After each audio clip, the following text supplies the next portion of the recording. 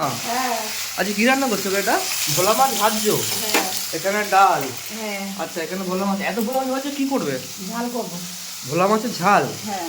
বাহ বন্ধুরা, আজকে হবে ভোলা মাছের ঝাল। ওহো। হ্যাঁ। ও ভাত হয়ে গেছে?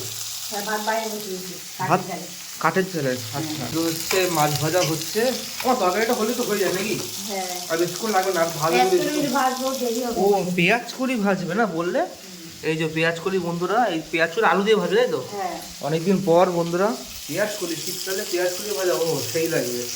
পেঁয়াজ কড়ি ভাজা, গরম গরম ভাত, আর এদিকে হচ্ছে মাছ ভাজা দিয়ে একদম তরকারি হবে, আর এখানে হচ্ছে বেগুন ভাজা।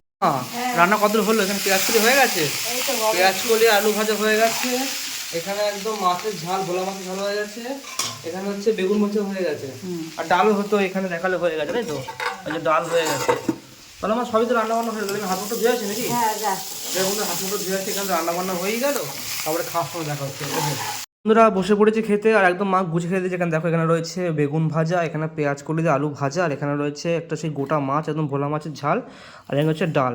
যাই হোক, এই মাছের তরকারি আর এই যে ডাল সাইডে রেখে একটু ভাজা ভুজি দিয়ে খাওয়া যাক। এই যে পেঁয়াজগুলো একদম শীতকালে গরম গরম ভাতে বন্ধুরা এরকম মাখিয়ে নিয়ে বেশ ভালো করে আর খেতে হবে। ওহো, একদম সেরা সেরা স্বাদ। এখানে ডাল কেটে নিয়ে এখান থেকে ডাল নেব, ডাল নিয়ে মাখিয়ে নেব, মাখিয়ে নিয়ে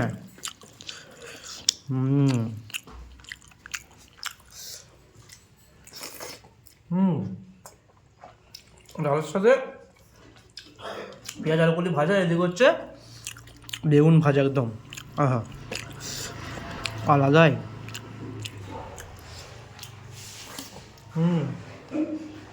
জমে গেল বন্ধুরা। এই যে মাছের তরকারি নয়, মাছের ঝাল অবশ্যই এরকম ঢেলে নেবো। ওহো, একদম গোটা, একদম ভোলা মাছ বন্ধুরা দেখতে পাচ্ছ, একদম গোটা।